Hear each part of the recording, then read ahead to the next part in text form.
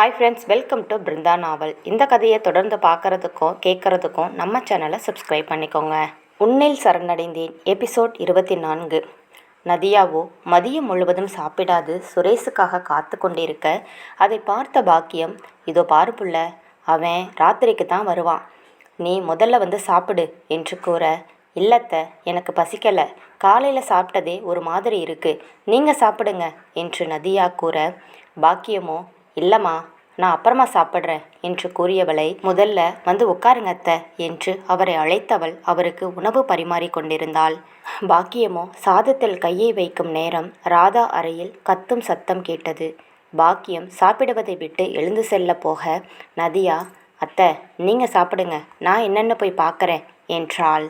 வேண்டாம் புள்ள, நானே போய் பார்க்குறேன் என்று பாக்கியம் கூற, நான் போய் பார்க்குறேன்னு சொல்கிறேன் இல்லத்த, சாப்பிட உட்காந்துட்டா எழுந்திருக்க கூடாதுன்னு சொல்லுவாங்க, நீங்கள் உட்காந்து சாப்பிடுங்க, நான் போய் பார்த்துட்டு வரேன் என்று கூற, இல்லை புள்ள, அவகிட்ட நீ எதுக்கு போகிற, அவள் தேவையில்லாமல் பேசுவா என்று பாக்கியம் கூறினார். அத்தை, பேசினாலும் நான் பார்த்துக்கிறேன் சரியா என்று கூறிய நதியா ராதா அறையை நோக்கி சென்றாள். ராதா அறையில் தனக்கு உணவு எடுத்து வந்து கொடுத்த பெண்ணிடம் கத்தி கொண்டிருந்தாள்.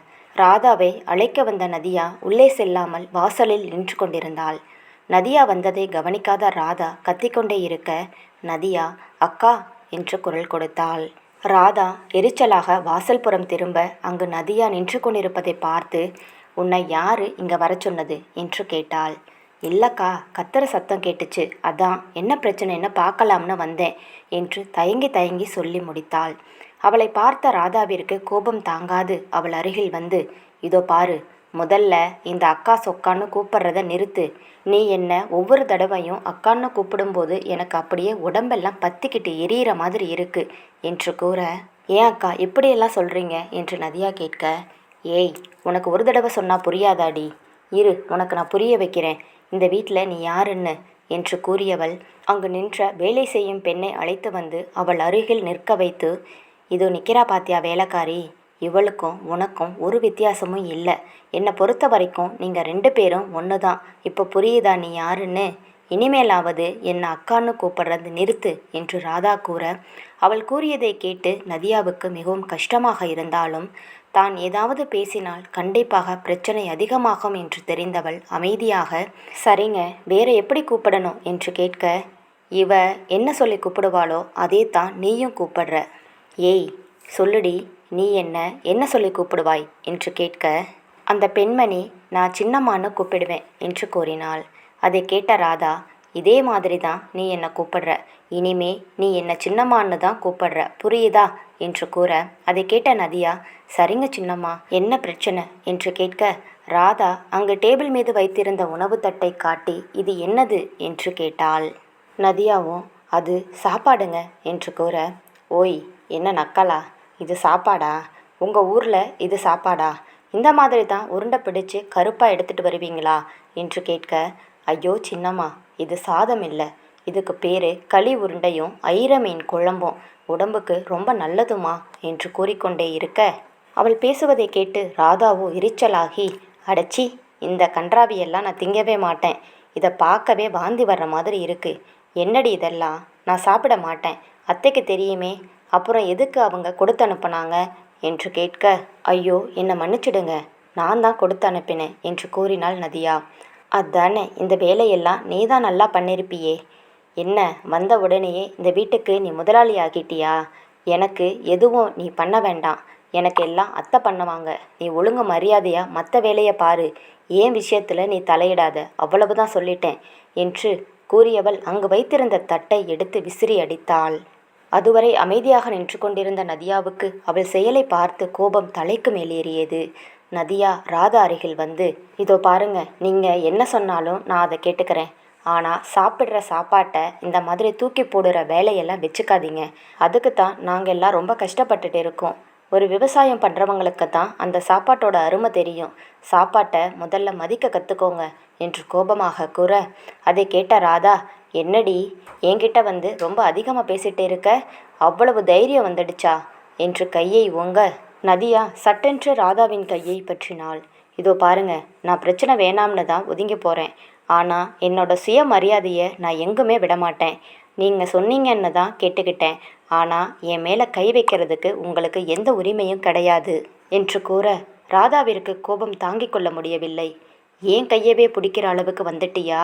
இதுக்கப்புறம் இந்த வீட்டில் நீ எப்படி நிம்மதியாக இருக்கேன்னு நானும் பார்க்குறேன்.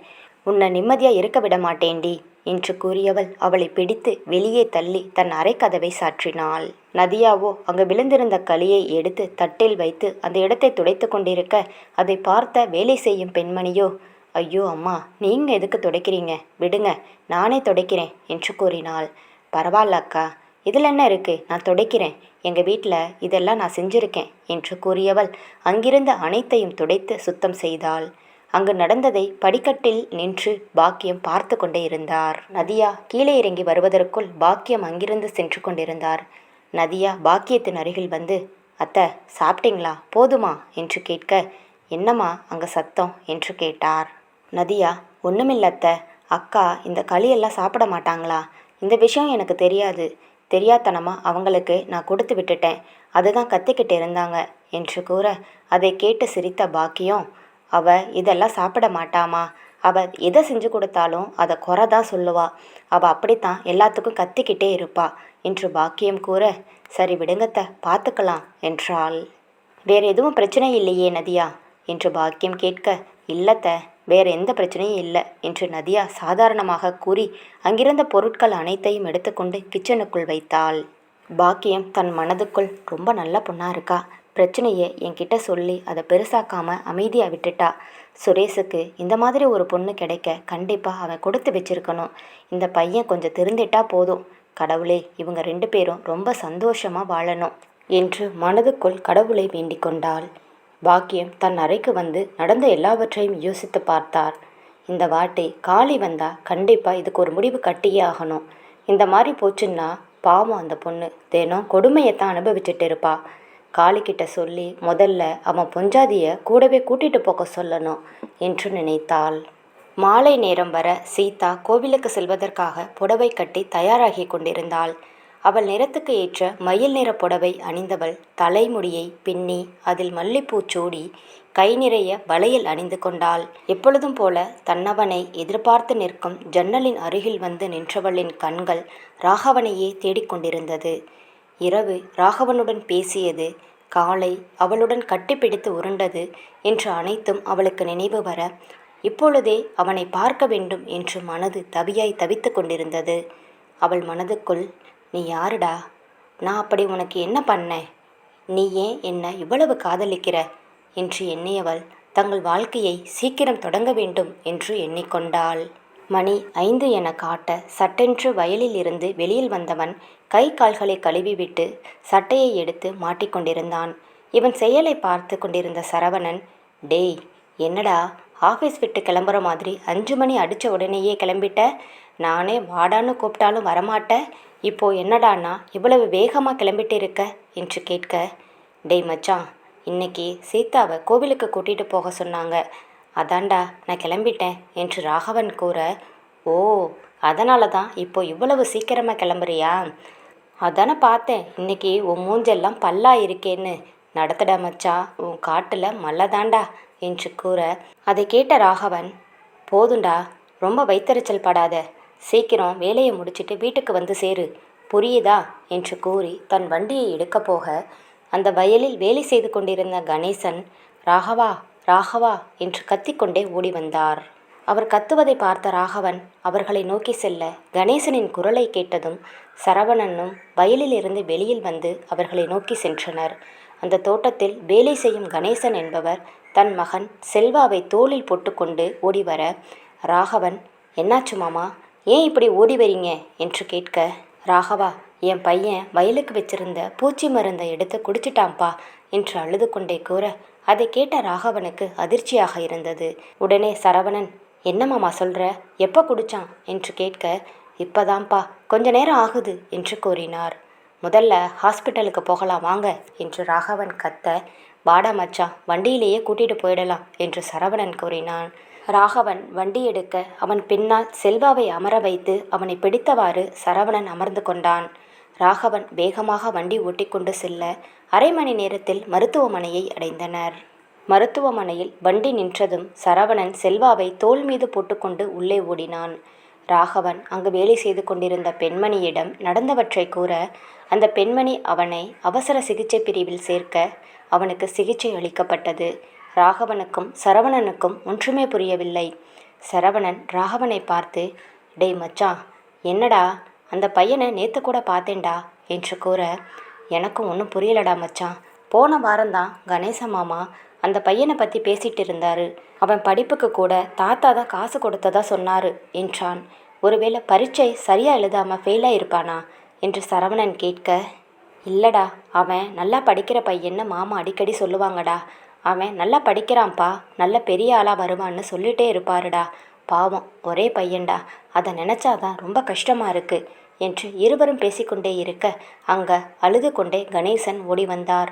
கணேசன் ராகவனை கட்டிக்கொண்டு, என்னப்பா சொல்கிறாங்க, எப்படிப்பா இருக்கான் என் பையன் என்று அழுதபடி கேட்க, சரவணன், அதெல்லாம் ஒன்றும் இல்லை மாமா, நீ எதுக்கு இப்படி அழுதுகிட்டே இருக்க, அமைதியாக இரு மாமா என்று கூறி அவர் தோளை தட்டினான். மாமா, எதனா திட்டினியா? அதனால தான் இந்த மாதிரி முடிவு எடுத்துட்டானா என்று சரவணன் கேட்க, ஐயோ, நான் ஏன் அவனை திட்ட போகிறேன்? நானே ஒன்று பெற்று வச்சிருக்கேனே. அவனை நாங்கள் ஒரு வார்த்தை கூட சொன்னதில்லை.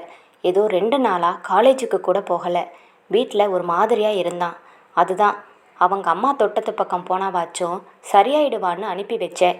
ஆனால் இந்த படுபாவி பையன் இந்த மாதிரி முடிவெடுப்பான்னு எனக்கு தெரியலை என்று அழ, மாமா, அவன் சரியாயிடுவான், கவலைப்படாதீங்க என்று ராகவன் ஆறுதல் கூறினான். 1 மணி நேரம் கழித்து அவசர சிகிச்சை பிரிவிலிருந்து டாக்டர் வெளியே வந்தார். அவரை பார்த்ததும் ராகவன் அவர் அருகில் சென்று, இப்போ எப்படி இருக்கான் டாக்டர் என்று கேட்க, இப்போ பயப்படுறதுக்கு ஒன்றுமில்லை. சரியான நேரத்தில் கொண்டு வந்து சேர்த்ததுனால பெருசாக எதுவும் ஆபத்து இல்லை. அதுவும் இல்லாமல் ரொம்ப எல்லாம் அவன் மருந்து குடிக்கலை என்று கூற, அப்பொழுதுதான் அங்கு இருந்த அனைவருக்கும் நிம்மதியாக இருந்தது. டாக்டர், நாங்கள் போய் பார்க்கலாமா என்று சரவணன் கேட்க, இப்போ நல்லா தான் இருக்கான், போய் பாருங்க. ஆனால் ரொம்ப தொல்லை பண்ணி அவனை ஏன் மருந்து குடிக்க வச்ச அப்படி இப்படின்னு எதுவும் கேட்காதீங்க. அவனே சொல்லும்போது சொல்லட்டும் என்று கூற, சரி என்று கணேசன் கூறினார். டாக்டர் அங்கிருந்து சென்றவுடன் அனைவரும் உள்ளே சென்றனர். தன் மகனை பார்த்ததும் ஓடி சென்று, கணேசன், டே செல்வா, ஏண்டா இப்படி பண்ண? நான் உன்னை இதுவரைக்கும் திட்டினது கூட இல்லையேடா, என்னடா ஆச்சு என்று கேட்க, செல்வா ஏதும் கூறாமல் அழுது கொண்டே இருந்தான். இதை பார்த்த சரவணன், மாமா, டாக்டர் என்ன சொல்லிட்டு போனாரு? இதுக்கு இப்போ நோண்டி நோண்டி கேட்டுட்டு இருக்க? அவனுக்கா எப்போ தோணுதோ அப்போ சொல்லுவான், அமைதியாக இருங்க என்று கூற, ராகவனும், ஆமாம் மாமா, அவனை எதுவும் கேட்காதீங்க, அவனுக்கா எப்போ தோணுதோ அப்போ சொல்லட்டும், விடுங்க. அதுதான் எதுவும் ஆகலை, இல்லை நல்லா தான் இருக்கான், அதுவே நம்மளுக்கு சந்தோஷந்தான் மாமா என்று சரவணனுக்கு ஆறுதல் கூற அவரும் அமைதியாக இருந்தார். 1/2 மணி நேரம் கழித்து மீண்டும் டாக்டர் வந்து அவனுக்கு பரிசோதனை செய்துவிட்டு, இன்னைக்கு ஒரு நைட் மட்டும் இங்கே இருக்கட்டும், நாளைக்கு காலையில் கூட்டிகிட்டு போங்க என்று கூற, ராகவன் சரவணனிடம், மச்சான், நீ இங்கேயே இருந்து பார்த்துக்கோ, நான் வீட்டுக்கு கிளம்புறேன் என்று கூற, சரிடா மச்சான், நீ பார்த்துப்போ என்று கூறினான்.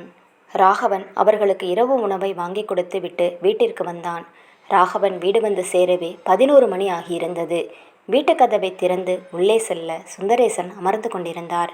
என்ன தாத்தா, தூங்காமல் என்ன பண்ணிட்டு இருக்கீங்க என்று ராகவன் கேட்க, உன்னை தாண்டா நினச்சிட்டு இருக்கேன். என்னடா ஆச்சு, ஏன் வர இவ்வளவு நேரம்? பாவண்டா சீதா, ரொம்ப நேரமாக உட்கார்ந்துட்டு இருந்துச்சு, இப்போ தான் படுக்க போச்சு என்று கூறினார்.